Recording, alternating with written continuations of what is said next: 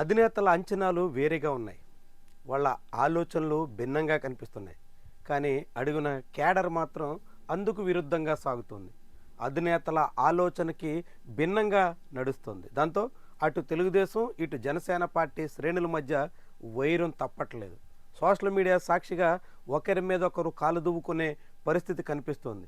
ఎక్స్లో అయితే పోటాపోటీ పోస్టులు, సెపరేట్ స్పేస్లు నిర్వహించుకుని ఒకరి మీద ఒకరు దుమ్మెత్తు పోసుకునే పరిస్థితి వచ్చేస్తుంది. దీంతో తెలుగుదేశం, జనసేన సోషల్ మీడియా బృందాల మధ్య నడుస్తున్నటువంటి ఆధిపత్య పోరు ఆసక్తికరంగా కనిపిస్తుంది. వచ్చే 15 ఏళ్ల పాటు కూటమి ఉంటుందని అటు పవన్ కళ్యాణ్ పదే పదే చెప్తున్నారు. చంద్రబాబు కూడా కలిసే సాగుతాము, వచ్చే ఎన్నికల్లో కూడా కూటమి ఉంటుంది అంటూ తన కేడర్కి హితబోధ చేస్తున్నారు. కానీ కేడర్లో మాత్రం అందుకు భిన్నమైనటువంటి అభిప్రాయాలు వ్యక్తమవుతున్నాయి. జనసేన పార్టీ వల్లే తెలుగుదేశం పార్టీ అధికారంలోకి రాగలిగింది అంటూ జన సైనికులు చాలా తీవ్ర స్థాయిలో దాడి చేసేందుకు ప్రయత్నం చేస్తున్నారు.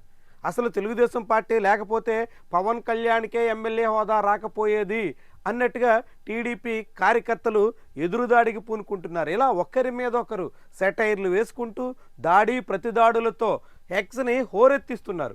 ఈ వైరం చాలా తీవ్ర స్థాయిలో ముదురుతున్నట్టు కనిపిస్తుంది. చాలా కీలకమైనటువంటి, చాలా యాక్టివ్గా ఉండేటువంటి హ్యాండిల్స్ నుంచి కూడా ఇలాంటి ఒకరి మీద ఒకరు పోటీ పడేటువంటి రీతిలో సాగుతున్నటువంటి వైరం ముదిరేలా కనిపిస్తుంది. అయినప్పటికీ అధిష్టానాలు ఈ విషయంలో ఆయా పార్టీల కేడర్ని సముదాయించే ప్రయత్నానికి పూనుకున్న ఆనవాళ్ళు కనిపించట్లేదు. ఒకవేళ అధిష్టానం చెబుతున్నప్పటికీ కేడర్ మాత్రం ఆదేశాలని పాటించేదానికి సిద్ధంగా లేరన్నట్టుగా కనిపిస్తుంది.